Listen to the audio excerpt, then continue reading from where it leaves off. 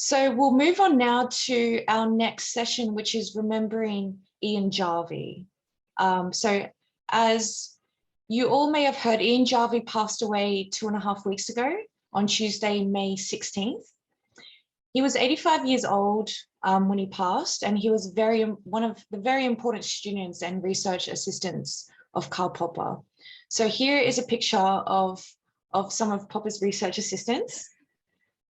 We can see here that we've got Jeremy. Yeah, and Jeremy, since your Pump took that picture, maybe you can give a little bit of explanation who is in this picture for those who don't know and don't recognize the personalities. Okay. From the top, the extremely fat gentleman there is myself. The next guy down is Arne Petersen, a Danish psychologist with particular interest in animal behavior. Next, David Miller. Next, Alan Musgrave. Next, Ian Jarvie. And at the bottom, Joseph Agassi. And this was taken at a conference on Popper in Prague in, I think, 2007. So then the question on my mind, at least, and I invite everyone else if they have questions, is Arne Petersen and Alan Musgrave, are they still alive? Because I've tried to find them. Arne is, as far as I know, very much alive. He is living in France. If once all of this is finished, you email me, I'll send you the best email address that I have for him. Alan, as far as I know, is still alive. He was living in Otago in New Zealand. He is really now getting on in years, and I don't know what his state of health is like. Okay. Yeah, I did see him still listed on his website, but I just never got any reaction when I tried to reach him. I think what you might have to do is possibly to contact someone in the philosophy department at Otago and just see if you can discover from them how things are going. Yes, all right. So, and now perhaps Professor Hakohen, if you could tell us a little bit more what you learned, since you may have to go soon, about the interactions between Popper and Ian Jarvie, or perhaps your own interactions with Ian Jarvie. You are muted at the moment. Yeah. So, yeah, Ian Jarvie was very kind, very generous with my earlier work on Karl Popper. And I always knew both Ian and Joseph as a pair. That is, you would send an email with a request for a comment or for criticism, and you will get, of course, an immediate barrage from Joseph, full of insights and immediate, and the much more measured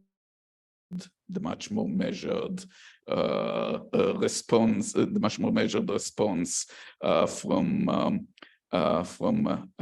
Ian. Both were very engaged. Ian, you know that both were, Popper's students, in the London School of Economics, and Jeremy can fill you on many more details than those that I know. I got to know the Popper circle in the 1990s, whereas Jeremy knew them from, I believe, the late 1960s on, and certainly, the middle in 60s.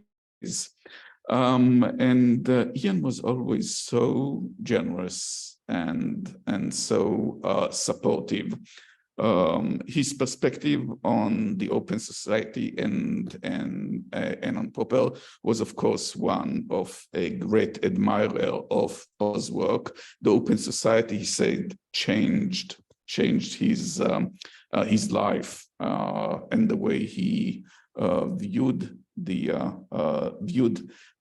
world, and he represented the liberal secularist version of Popper. My own engagement, for example, with Jewish history, which I do right now, this was not something that Ian would be very interested in, whereas Joseph was always extremely interested in it. So I was sorry to see, and many of us participated in the volume that we had for Ian Jarvie, I believe it was just a couple of years ago. Jeremy, were you one of the editors? Or Jeremy and Nimrod, I think, were the editors, or am I remembering incorrectly? Yes. And I was very happy to contribute. I was very Yeah, but it was in honor of Agassi. To that. Agassi. No, but there was an earlier one in honor of Ian. Oh yes, but that was about I think 15 years ago, and edited by Sassover and Lao. That was a fest trip. Right. I mean, I contributed, not an editor. Okay, very well. So it was nice within the context of the first script, which I remember as being a bit more recent, to see Ian again, and I was so sorry to see him go. You know that they both met in Italy, in Trento last year, which was amazing because Ian did not like to travel. Okay, Ian did not like to travel, and so we tried to get him many times. I mean, to conference, and I know Nathaniel Laoz and others tried to get him, and he would not come. But then they both met. How nice in Trento last year, and now they're both gone. This was the last meeting and the last confrontation, and they discussed the influences of Corona on our lives. The person who brought them there was Stefano Gattei. Stefano Gattei, that's right. Yes, and it is my understanding it has been recorded and is available on YouTube somewhere, the conference, is that right? Well, I will find out. But Nimrod, could you maybe tell us also a little bit more about the relation between Ian and Joseph, because they must have Well, first you of must all, have been in the front row. we were sent a link by Charlie Sawyer of some really brilliant pictures of Joseph Agassi and Ian Jarvie, really young, debating philosophy at Agassi's living room in Herzliya. And I will really recommend you just press that link or put it online somewhere, because the gallery of pictures is really amazing. And for me, it was very moving to remember them yesterday when I watched it. And what I know is that Jarvie was a student at the anthropology department at LSE, and he had trouble with his teachers there, and he was participating in Popper's seminar, and Agassi coordinated him moving from the anthropology department to doing his PhD in anthropology under Popper. And so he was able to complete his studies. And when Agassi went to Hong Kong, he brought Ian upon his upon completing his studies, his PhD, to Hong Kong, and they wrote a book about society in Hong Kong. That was their first work together. And I think Jarvie was able later in their career to do the same and to facilitate Agassiz coming to York University after a long career in BU. And they corresponded daily on every possible subject. And what Malachi was maybe too gentle about was that sometimes you were writing to Yosuke and you got a reply with a CC to Ian, and so suddenly you were asking a question in philosophy, one person, but you had the beautiful privilege of being in the midst of a philosophical conversation at the level of which we don't find anymore on any subject, really. And yes, there were extreme differences between the styles of writing, styles of doing philosophy, aesthetic preferences, but they were somehow able to complete each other in a beautiful manner. I really like the work that they did together, because it has I mean, in my view, Jarvie was the best writers among the Popper's students. His English is simply perfect.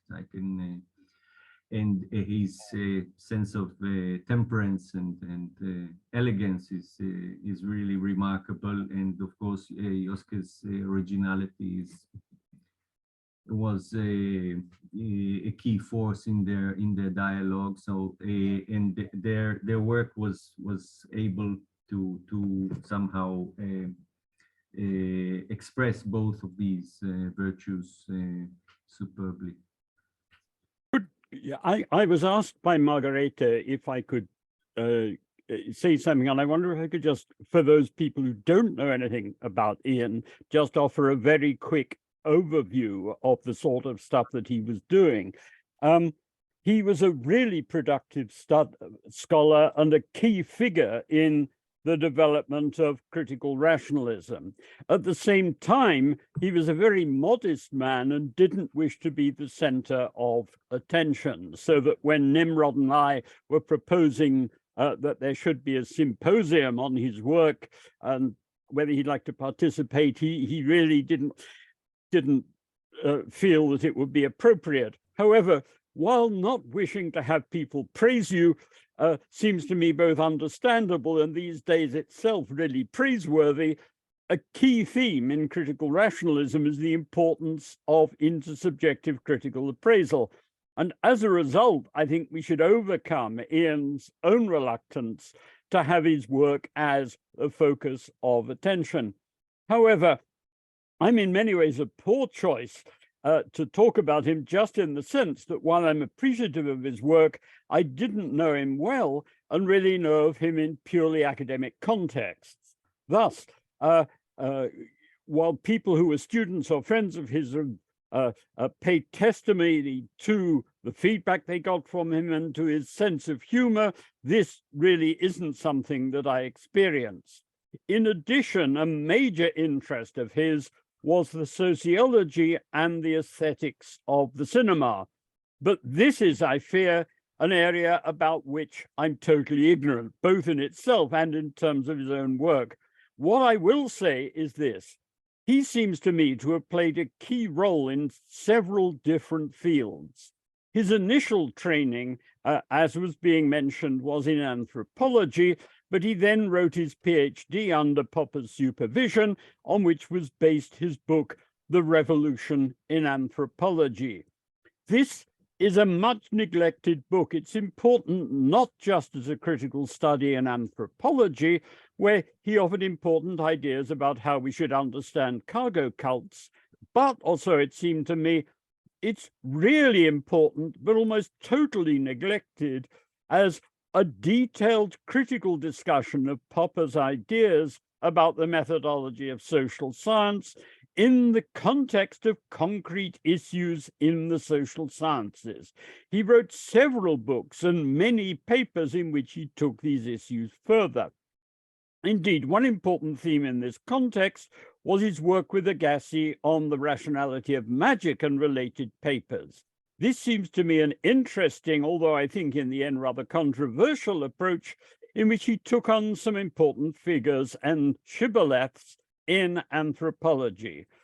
I should also say that a key theme in Jarvie's work was his various contributions with Agassiz, both, as I understand it, ones which were published jointly and ones which were published under Agassiz's name, but where he benefited a lot from interactions with Jarvie.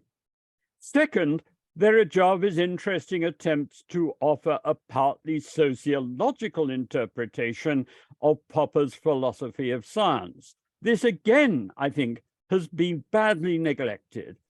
To such an attempt, I personally am very sympathetic, but as in the case of his work on the philosophy of social science, I sometimes take issue with his specific approach.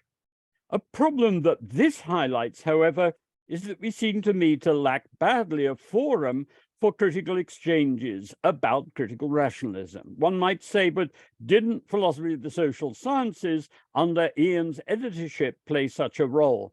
This was in part the case, but the purpose of that journal was rather different, and much of the material was understandably about wider controversies relating to the social sciences, conducted in ways very different from how these things would be done if the people involved were critical rationalists. Jarvie's role as an editor, however, was very important. He worked with Agassiz on many different ideas. He was responsible, typically in collaboration, for important collections on critical rationalism. He also had a strong interest in the work of Ernest Gellner. I was taught by Gellner and found him interesting, but at the same time, it seemed to me personally that his underlying approach was far removed from critical rationalism. Although some of his work, for example, his book on psychoanalysis, was much closer to the spirit of critical rationalism, and I felt did things that critical rationalists should have been doing. Ian and Agassiz did a lot to make Gellner's papers available, and Ian also wrote about his work. And I think that under Ian's lead, a critical reconsideration of the relationship between Gellner and critical rationalism is badly needed. I've touched on just a few themes from his work. His contributions have been formidable, not least because of the quiet way in which they were made. And I hope with Nimrod to run a symposium with a limited number of scholarly papers on different aspects of his work, which it's even possible might end up being published in the Crit Rat series. Thanks very much. Can I add to what Jeremy had to say? Is that acceptable, Elise?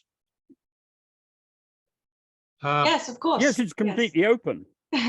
I've just sent out a chat with a few of his landmark contributions, some of basically which Jeremy mentioned, but I think something which Jeremy could have mentioned was his book Concepts and Society, which came out around about 1972, and it was a serious attempt to apply Popper's then very young World 3 knowledge concept to a range of, as Jeremy said, concrete issues in sociology.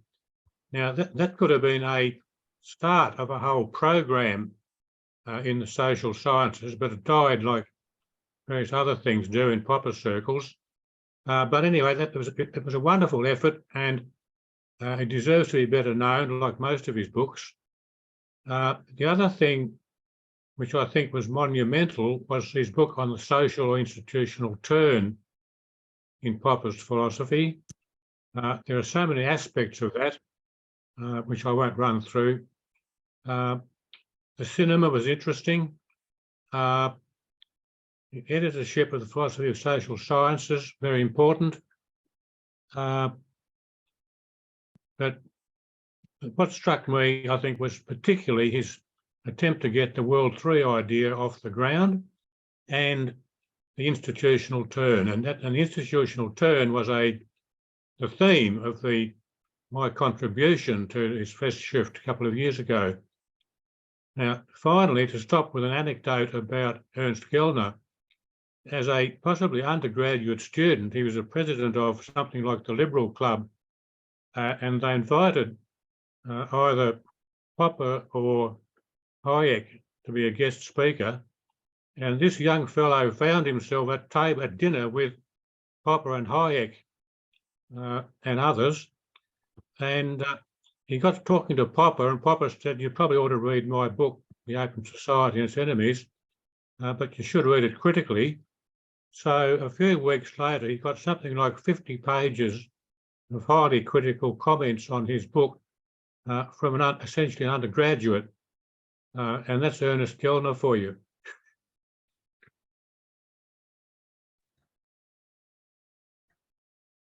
Do we know what Popper's reaction to the criticism was? No, I don't, actually. Yeah. that would be But good. Gellner did convene a conference. He convened a conference on Popper, I think. He didn't live to attend the conference, but the instructions he gave out to contributors were to be as critical as they could. You know the story about that, Jeremy. Not really. The volume is the one that Jarvie and Pralong edited. Oh, that's it, yeah. And there is a bit about Gellner's contribution to getting the thing going in the introductory material to that. Yeah, that's the story. Yeah. Very interesting. Harry, you raised your hand? It's a question from the last. Oh wait, I'll just ask you to unmute again. There you go. Sorry, it's a question for Rafe, I guess. Do you have anything to add to what Jeremy had to say about Jarvie's revolution in anthropology? I'm particularly interested in that, his earliest published work, I think. Yes, well, I've got an interest in that too, because one of my friends was an anthropologist, but the cargo cults are a particularly interesting phenomenon. Basically, it involves people going through the motions of doing something, hoping they'll get a result. And the great physicist Richard Feynman described a lot of science as cargo cult science, because the scientists are going through the motions of what they think scientists are doing to get results, but they're actually not. I think that's very astute. The other person who's important in anthropology was an Australian who applied Popper's methodology or critical methods to undermine or possibly destroy the reputation of Margaret Mead, who was completely fooled by the natives and put out a lot of very dubious work because it wasn't properly criticised. Was that destruction relatively recent, where they basically re-interviewed some of the people and showed that she had allowed her prejudices in favour of a sort of 60s hip sort of the style culture to change her attitudes to her interlocutors when she was in, or to colour her? So they basically told her what she wanted to hear, but That's right, true. yeah. Yeah. Okay, I must check. I think I've read that criticism. I can't put my finger on the name at the moment, or my tongue on the name. Do you have the name of that person? The critic? Derek Freeman is the name. Yeah. Say again? Last name is Freeman, I Freeman. think. Okay, thank Yeah. you. Derek. Possibly Derek Freeman. Thank you. Yep. Kane, I understand that, sorry, Kang, I understand that you had a question for Jeremy. Yes, thank you for giving me an opportunity. And was Popper? I have two questions. They are very simple but essential. Was Popper imperialist or rationalist? Second, was Popper conservative or liberalist. That's all. Sorry, I didn't catch the second of those. Could you repeat the second? Was Popper conservative or liberal? Sorry, you're asking conservative or liberal? Yeah. Yeah, sorry, I just didn't hear very clearly. Okay, Popper's view was influenced in important ways by Immanuel Kant, who is often depicted as drawing both on rationalism and empiricism. But Popper's view was that there aren't fixed categories of the understanding as Kant thought, but rather there are psychological anticipations of the world, and indeed that our biology can be seen as anticipating how the world might be structured, but that all of that is fallible. It can then be appraised by way of criticism or empirically, but he's got a distinctive view of the character of our understanding of the empirical world on the basis of which it's appraised. As to politics, I think that Popper's views can be seen as distinctive. When he was young, he was a socialist. He became convinced that socialist ideas about nationalization and so on were naive, but he was willing that people could experiment with nationalization in cases where otherwise there were problems. However, his own view was a rather radical one, in the sense that he thought that what mattered was people's freedom, but also that we should try to remedy suffering and injustice, and that there should be a program of piecemeal experimentation with critical feedback in tackling these things. So those are the short answers. If you want more, send me an email and I will be happy to give you suggestions about other things you could look at. Thank you very much. Margareta? I just asked you yeah. to, yeah, there you go. Okay, sorry for that noise. This all the information that appears in the chat room, I just want to let you know that will go to the our Karl Popper website, so you can find there all the contact information for people who don't have email addresses and so. And my question is maybe related to what Professor Hakohen will be saying. But I was curious about the Republic of Science, because we haven't really talked about that. Dus that is a book that Ian wrote and that got published in 2001. And so that's the reason I think that maybe Professor Hakohen has something to comment on it. But I think maybe other people like Jeremy and Rafe and Nimrod, that this is really a very important book. And it's listed just on the website for people who want to take the title down. But anyway, I let now you talk about that book and why that is so important. And finally, before I turn off my mic, I'm very glad to hear about this dynamic. So that Ian was kind of a modest, shy person, because I contacted some of his students and they said to me, oh no, we shouldn't remember Ian. We shouldn't do anything. And I thought, oh my God, how can they say that? Like, after this scholar has published so many books, how can we pretend that he didn't do anything? So of course, we're going to make sure that everyone knows about the work of Ian. And so now I'll turn off my Professor Hakohen. You can say a little about the Republic of Science. Yes. So first, I put in the chat both the reference to the book on the Republic of Science and the one to the Festschrift from 2018 that was edited by Nathaniel Laor and by Raphael Sassower. Okay, so you now have both references on the chat. I'm so glad that Margareta mentioned the Republic of Science. I wanted to add that to the very helpful overviews that were given earlier by both by Jeremy, by Rafi, and by Nimrod of Ian. The big question and the big challenge that always seemed to me Popperian philosophy of science encountered is that, at least to me, no one has described an ideal process for science as well as Popper has. And the question was always, does this work in reality this way? We do know that a good number of scientists were fond of Popper's description and saw that it corresponded to what they did.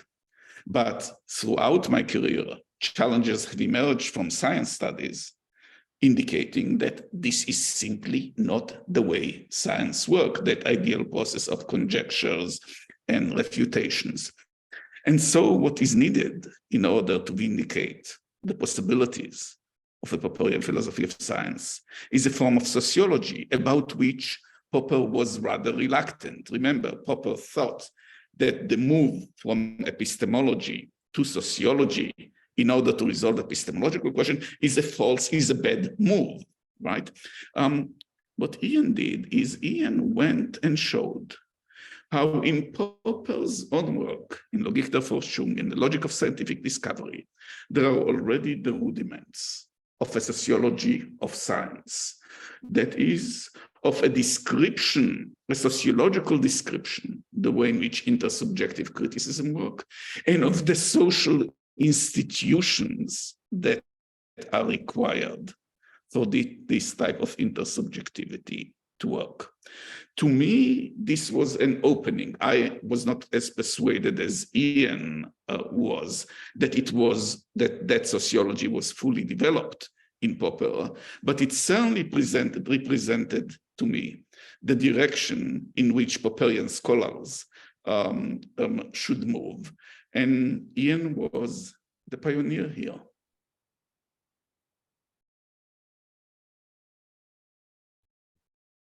When did Ian publish this view the first time? 2001, but he anticipated by essays that came out in advance during the 90s. Mm-hmm. And Popper passed away when? Please remind. 94. 94. Uh-huh. So I'm curious, what was the role of Joseph Agassi then in this dynamic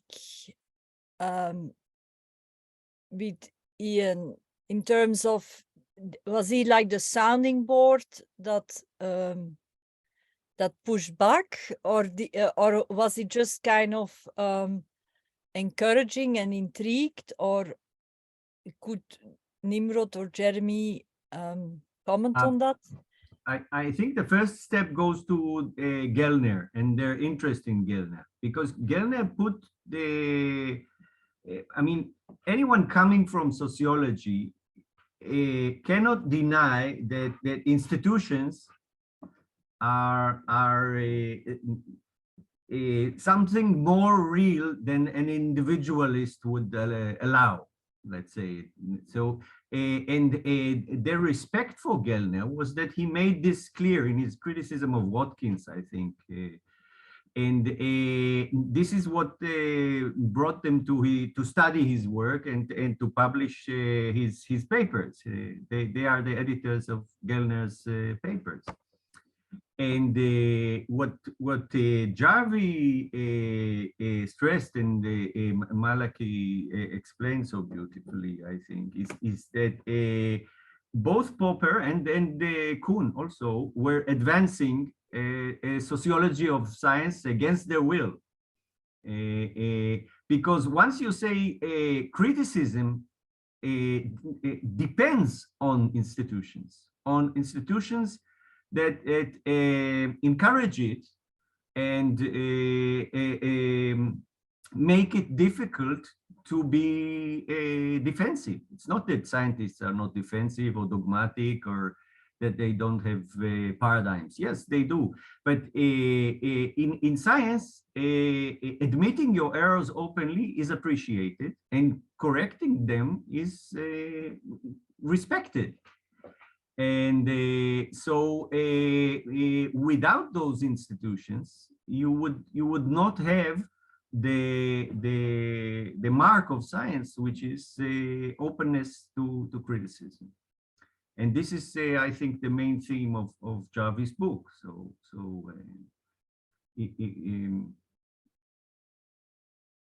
That is the main point, I think. Stephen, I think you had your hand raised first. Yeah.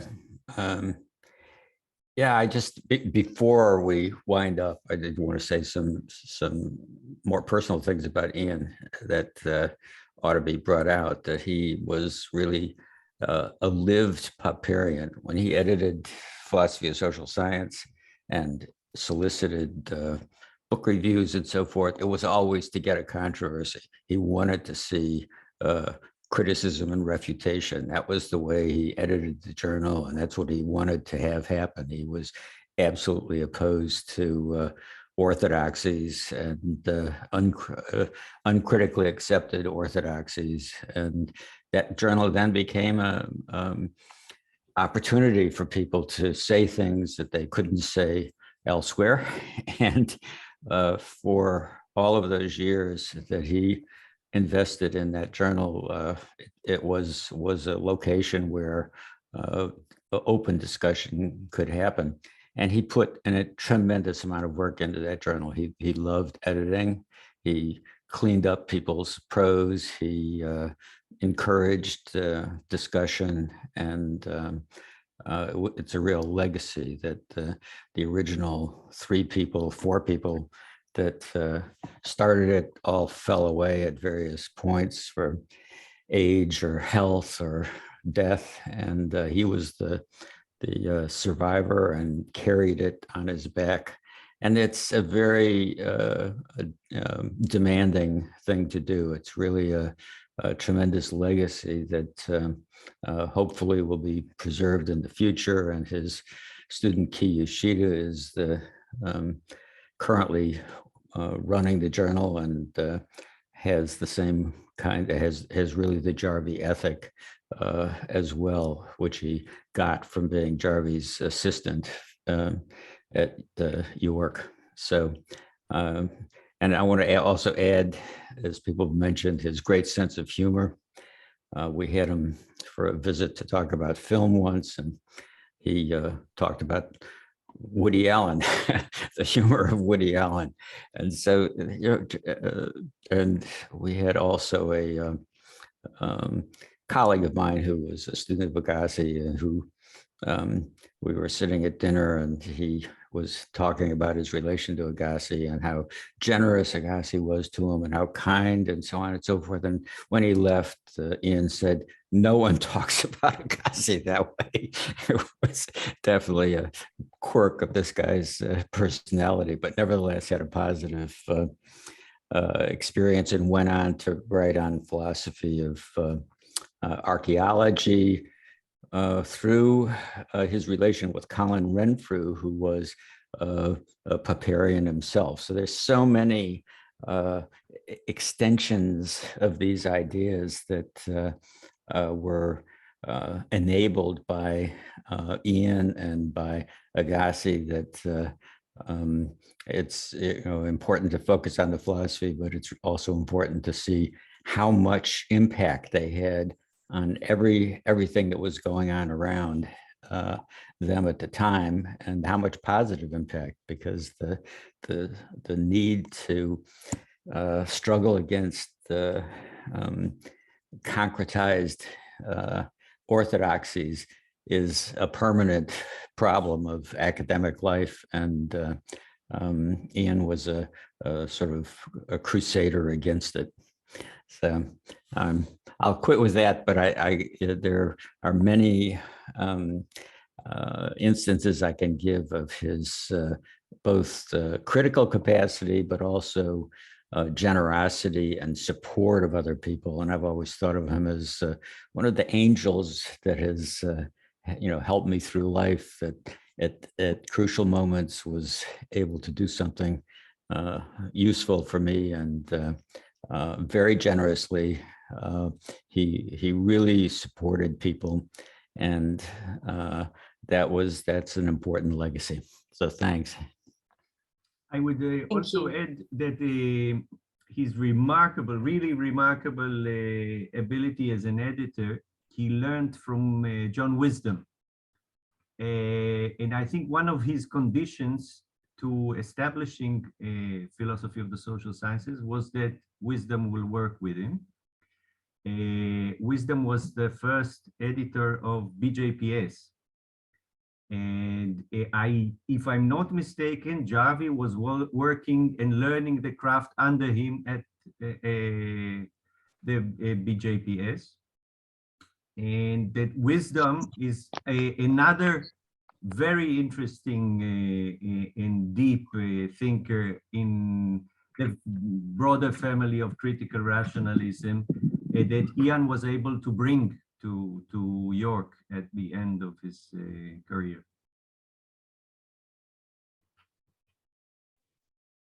Margarita, did you have something? Yes, maybe several questions actually, but maybe first for Stefan, for those who don't know, how did you get to know Ian Jarvie? Just how did you get in touch with him? Because many of us don't know, I think, at least the younger generation, and I consider myself one of them. Oh, you want me to respond? Yeah, how did you get sure. to know Ian Jarvie?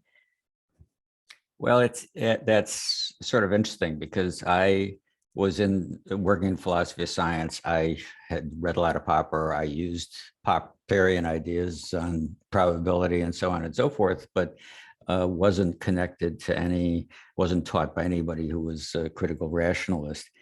It was just something I obabsorbed. And after publishing some things in philosophy of social science, it happened that I was at a American Political Science Association meeting, and I think this is actually a good indication of Jarvie's range. That I gave a paper in the Foundations of Political Thought subsection or program. And Fred Edlin said, "Oh, come to dinner with us." And Jarvie was there, and a whole bunch of Popper-oriented people were there. You may remember that Fred ran a little newsletter for a few years of people associated with Popperian ideas. Many of whom, probably most of whom, were in the social sciences in various ways. And that's something that, of course, Jarvie was well attuned to. He was absolutely comfortable and outside of the bubble of academic philosophy, and reached out and understood that the Popperian ideas were crucial for the intellectual development of many people, and needed their support. And so that was a case. Then after that, I visited him in Toronto and saw him at the meetings of the Roundtable of Philosophy of Social Science, which he occasionally came to, and was always a very shrewd and, as an editor, very shrewd judge of people's work and capacity. And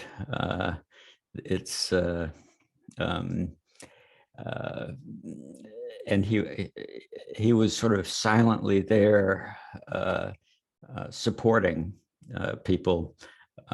He was never sort of aggressively attacking anybody or anything like that, but he was always able to say something shrewd about what was going on. And so it was always good to talk to him, no matter what you felt about what was going on. He had nice stable understanding of it to communicate with you. But I think the main thing is he wanted discussion. He wanted conjectures and refutations, and he really worked institutionally to make that happen. So.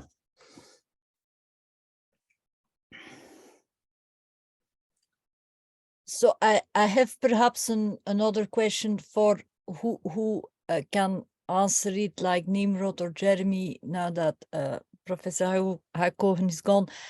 So you mentioned psychoanalysis and Gellner, and I looked at it, his book that is critical of psychoanalysis. But when I read Karl Popper, dus in the beginning he says it's not a science, but then when you read his books later on, it kind of comes up and then it disappears, it comes up, it disappears. That he has, that he makes comments on psychoanalysis that seems that he's actually working with some of those ideas.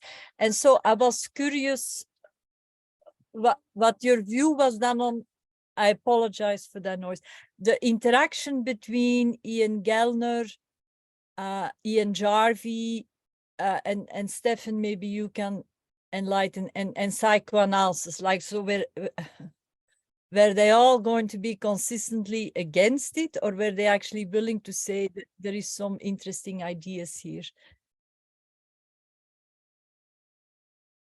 And maybe that's also, yes, Jeremy, yeah. If I can comment briefly, certainly when I was at the LSE, Gellner was I think possibly professor, that's the top rank of philosophy, but based in the Department of Sociology. And so he wasn't a member of Popper's department. I don't know of there being any interaction between him and the people who were in Popper's department, although my understanding is that when Agassi was at the LSE, and possibly Jarvie as well, there was interaction. My own impression, having read his work and having had him as a lecturer, was that he wasn't particularly sympathetic to Popper's philosophical ideas. He seemed more to be concerned with somehow keeping alive what he thought was the critical spirit of logical positivism as an approach which set out to engage in some ways destructively with received ideas. But certainly he seemed to me not to have any positive suggestions as to what philosophical approach could actually play that role. In terms of psychoanalysis, Popper himself had interactions with Adler and knew about psychoanalysis when he was in Vienna. There is one short discussion of an aspect of psychoanalysis in the postscript, and there are odd comments and suggestions elsewhere. He seems really to have suggested that it could, I mean, ideas from psychoanalysis could, to use his slightly later terminology, form the basis of a metaphysical research program, but he seemed to be rather critical both of the substantive ideas, but also, I think, one has to bear in mind of the incredible cult of psychoanalysis. I mean, really, people took this garbage seriously, and it was organized like a bloody religion. So from that point of view, there was an openness to intellectual engagement. On the other hand, why I thought Gellner's book was interesting was that he adopted the kind of critical perspective to the development of aspects of psychoanalysis as the school of exactly the kind that critical rationalism calls for. The problem really was that the number of critical rationalists was tiny. They tended really to work in rather narrowly the history and philosophy of particularly natural science, and there just weren't the people to get involved in this. There were people who were interested. John Alton Wisdom was keen on Popper's approach, but was also keen on psychoanalysis. I haven't gone through his work to see what his systematic treatment of these things was. And there was also a guy called Bernard Burgoyne, who was a student at the LSE. He worked briefly as Popper's research assistant, and I think is currently heading some psychoanalytic outfit. I think somewhere I suspect in Hampstead in London, which would be the sort of place one might expect that to be located. But I guess my view is this is one of the kind of oodles of areas in which work needs to be done, but there basically just wasn't anyone to do it.